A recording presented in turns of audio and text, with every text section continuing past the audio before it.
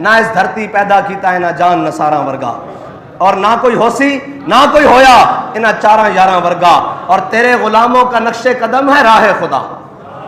اعلیٰ حضرت فرماتے ہیں حضور کے غلاموں کا نقش قدم، جہاں ان کے پاؤں لگے نا، نقش قدم سے مراد یہ ہے صاحب ذرا وہ حضور کے دین کے لیے چلے، اب جہاں ان کے گھوڑوں کے پاؤں لگے ہیں جی، جہاں جہاں وہ نشان راہ چھوڑ کر گئے، تیرے غلاموں کا نقش قدم ہے راہ خدا، وہ کیا بہک سکے جو یہ سراغ لے کے چلے۔ اس لیے تو ہم بتاتے ہیں کہ اوے قرآن کی حفاظت کے لیے حضرت خالد بن ولید کی طرح باہر نکلو، حضرت مثنہ کی طرح باہر نکلو، حضرت شرحبیل کی طرح باہر نکلو، تیرے غلاموں کا نقش قدم ہے راہ خدا، وہ کیا بہک سکے جو یہ سراغ لے کے چلے۔ لیکن جن کے پاس سراغ اور جن کے پاس جناب نشان راہ صرف IMF کا دروازہ ہو، یہ قرآن پاک کے حوالے سے لکھا ہوا ہے کہ قرآن کو پڑھنے والا یا قرآن پر عمل کرنے والا وہ ہر ایک کے دروازے سے، ایک تو ہے نا حضرت فاروق اعظم کے دروازے پر آیا ایک مانگنے والا، کہنے لگا جی آج جناب مرچیں ختم ہو گئی ہیں، آج نمک ختم ہو گیا ہے، آج آٹا ختم ہو گیا ہے، آج جناب گھر کی سبزی ختم ہو گئی ہے، آج جناب گھر کا خرچہ ختم ہو گیا ہے، حضرت فاروق اعظم کے دروازے پر روزانہ آ جائے۔ حضرت فاروق اعظم نے فرمایا جا قرآن پڑھا کر، کیا تو روزانہ مانگنے، یہ تو اچھی عادت نہیں ہے نا روزانہ مانگنے والی ہے۔ تو حضرت فاروق اعظم نے فرمایا کیا تو روزانہ مانگنے کے لیے آ جاتا ہے، جا کر قرآن پڑھا کر۔ وہ شخص چلا گیا، پھر بڑی مدت ہوئی، حضرت فاروق اعظم کو ایک دن سر راہ ملا۔ جب سر راہ ملا تو حضرت فاروق اعظم نے کہا یار تو ناراض ہو گیا ہے، تو آیا ہی نہیں کبھی مانگنے کے لیے، تو آیا ہی کبھی نہیں مانگنے کے لیے۔ اس نے کہا آپ نے مجھے کہا تھا جا کر قرآن پڑھو، قرآن نے مجھے عمر کے دروازے سے بے نیاز کر دیا ہے۔ قرآن وہ ہے جو عمر کے دروازے سے بھی بندے کو بے نیاز کر دیتا ہے، ہیں جی، فارق حق و باطل امام الہدا، قرآن تو وہ ہے۔ اور حضرت سعید خدری فرماتے ہیں کہ قال رسول اللہ صلی اللہ تعالی علیہ وسلم یقول الرب من شغلہ القرآن و ذکری، فرمایا کہ حضور سید عالم صلی اللہ تعالی علیہ وسلم نے فرمایا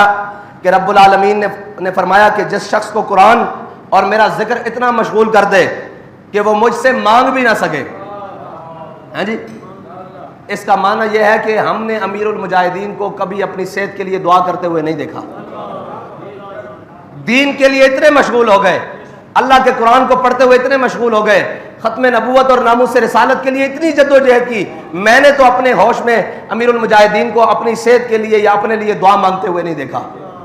جب بھی دعا مانگی تو ہم نے سنا اللہم اید الاسلام والمسلمین، فرمایا یا اللہ اسلام کے ساتھ مسلمانوں کو مزید عزت عطا فرما، یا اللہ ان کو بلند عطا فرما۔ ہم نے تو یہ دعائیں اور یہ دعائیں کرتے ہوئے سنا اللہم اذل الکفر والکافرین اللہم شتت شملہم، ہم نے تو یہ دعائیں کرتے سنا۔ امیر المجاہدین کو یہ دعائیں کرتے ہوئے نہیں سنا کہ جناب یا اللہ مجھے یہ عطا فرما دے۔ یہ اس حدیث کا مصداق ہے نا، فرمایا جو شخص قرآن میں اور میرے ذکر میں اتنا مشغول ہو جائے کہ وہ مجھ سے مانگ بھی نہ سکے تو میں اس سے مانگنے والوں سے زیادہ عطا کرتا ہوں۔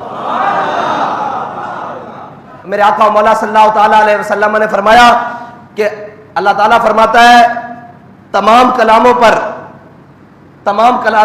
پر قرآن کو ایسے فضیلت حاصل ہے جیسے مجھے رب کو اپنی مخلوق پر فضیلت حاصل ہے، مجھے رب کو اپنی مخلوق پر فضیلت ہے۔ کیا مخلوق اور کیا خالق کا، کیا خالق اور مخلوق کا کیا جناب نسبت ہو سکتی ہے، کیا برابری ہو سکتی ہے؟ فرمایا قرآن کو تمام کلاموں پر ایسے فضیلت حاصل ہے جیسے مجھ اللہ کو، مجھ رب کو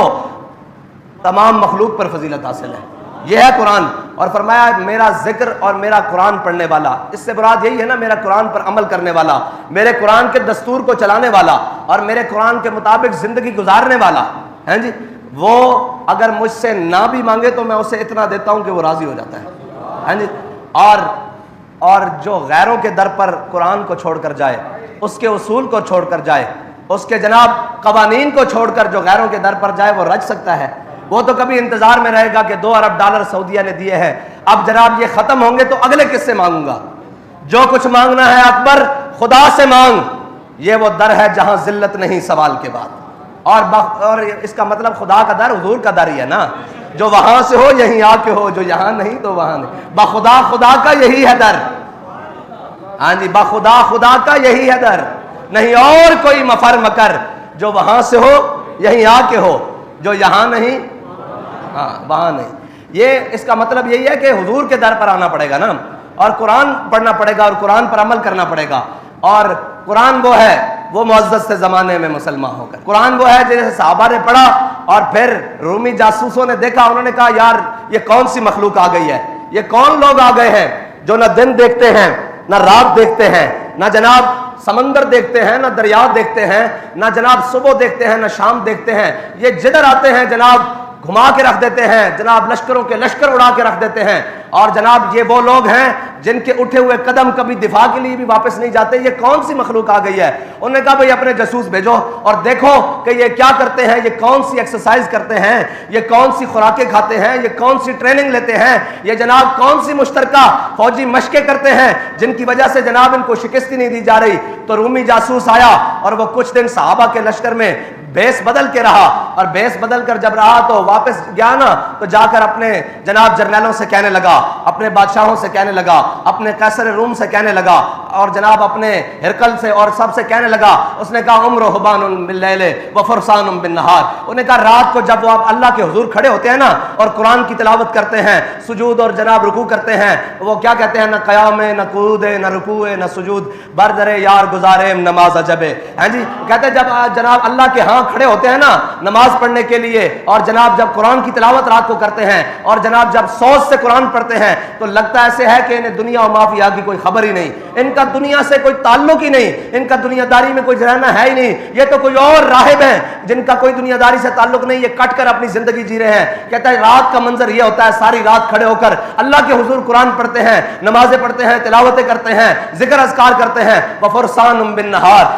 اس نے کہا جب صبح گھوڑوں کی پشت پر بیٹھتے ہیں نا تو ان کو دیکھ کر ایسے لگتا ہے کہ ان کی پشتوں پر درخت اگائے ہیں, ان کی پشتوں پر ایسے دلیری سے سینے چوڑے کر کے بیٹھتے ہیں, اور ایسے دلیری سے سامنے والے کو یہ محسوس ہوتا ہے کہ ان سے بڑا کوئی شاہ سواری موجود نہیں. یہ ہے مسلمانوں کی تاریخ. اور مسلمان کبھی بھی اسباب سے نہیں, مسلمان کبھی بھی اسباب سے نہیں, مسلمان ہمیشہ مسبب کے فضل سے چلتے ہیں. اور مسبب قرآن پر,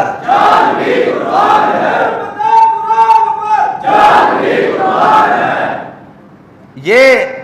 جن کے قریب بھی کبھی قرآن نہ بھٹکا ہو, اور جنہوں نے قرآن, میں نے پہلے بھی کہا تھا, جنہوں نے قرآن صرف سورہ یاسین اس لیے رکھے ہو کہ جناب بابا جی کی یا مائی صاحبہ کی روح جلدی نکل جائے گی, اور سورہ رحمان اس لیے رکھی ہو کہ صبح کاروبار میں برکت ہوگی. قرآن اس لیے تو ضرور ہے, برکتیں حاصل کرنے کے لیے تو ضرور ہے, لیکن قرآن الف لام میم سے لے کر والناس تک ہے. قرآن ایک مکمل ضابطہ حیات ہے. اس میں ان قوموں کا ذکر بھی ہے جنہوں نے اللہ کی نافرمانی کی, ان قوموں کا ذکر بھی ہے جنہوں نے اللہ کی فرما برداری کی, ان لوگوں کا ذکر بھی ہے جنہوں نے اللہ کے دین کو جھٹلایا, حق کو جھٹلایا, پھر ان کی ذلت کے اسباب کیا بنے. قرآن میں ہر وہ چیز موجود ہے جو قیامت تک کے لیے ہے. اور حضور صلی اللہ علیہ وسلم نے فرمایا من قال به صدقہ, فرمایا جس نے اس میں سے کچھ کہا اس نے سچ کہا. ومن عمل به اجرا, اور جس نے اس پر عمل کیا وہ جزا دیا گیا. ہاں جی. اور ومن دعا الیہ ہدی الی صراط مستقیم. اور میرے آقا و مولا صلی اللہ علیہ وسلم نے فرمایا جس نے اس میں سے, یعنی اس کو پڑھ کر, اس کو جان کر, جس نے اس کی طرف بھلائی کی دعوت دی, اس نے ہمیشہ سچے رستے کی طرف دعوت دی. اللہ تعالیٰ مجھے اور آپ کو, ہماری نسلوں کو قرآن کا عامل بنائے, قرآن کا محافظ بنائے, قرآن کا حافظ بنائے. اللہ تعالیٰ ہم سب کو قرآن کی حفاظت کرنے کے لیے کوئی صلاح الدین ایوبی جیسا حاکم نصیب فرمائے, کوئی سلطان نور الدین زنگی کا غلام عطا فرمائے, کوئی محمود غزنوی کا جناب جانشین عطا فرمائے, کوئی محمد بن قاسم کا ماننے والا عطا فرمائے, کوئی حضرت فاروق اعظم کا جانشین عطا فرمائے, کوئی جناب سیدنا صدیق اکبر کا جانشین عطا فرمائے, کوئی عثمان غنی کا ماننے والا عطا فرمائے, کوئی حیدر کرار کا جاننے والا عطا فرمائے.